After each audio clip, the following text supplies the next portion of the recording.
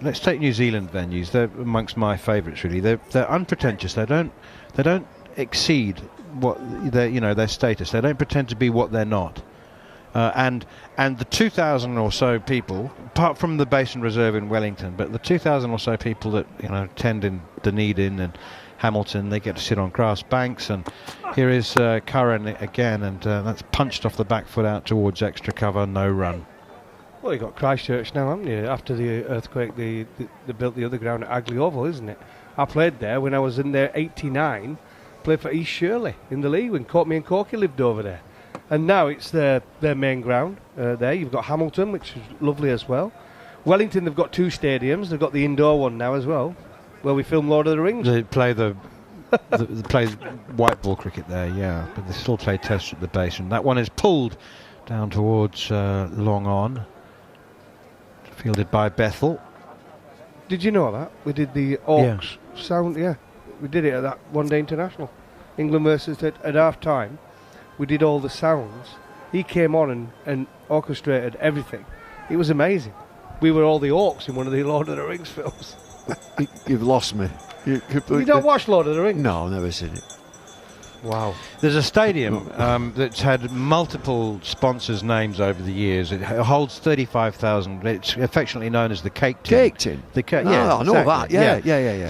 So there were 28 or 30,000 people. Here's Curran again, driven in the air by Rutherford and nicely placed. Really, really top cricket shot. Picked his spot, hit it up and over the cover fielder, over extra cover, and a couple of bounces into the fence for 4. That's a quality shot. They're getting away from England. Another partnership building. The constant is the captain, Hope. Rutherford is dangerous. Over extra cover, airborne. Rutherford on to 43, Shea Hope 91, 221 for 3. Here's Curran, slower ball, rolled the fingers across the seam. Rutherford spotted it and nudged it away for a single to cover.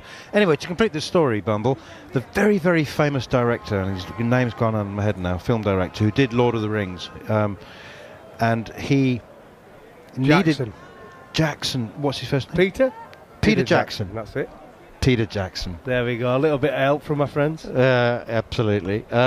Now then, he needed sound effects, and there weren't any in the libraries of audio libraries of sound effects. He wanted his own unique sound effects, so he went and used the crowd, and that's Curran in again and driven by Hope behind square on the offside, and they go through for yet another single.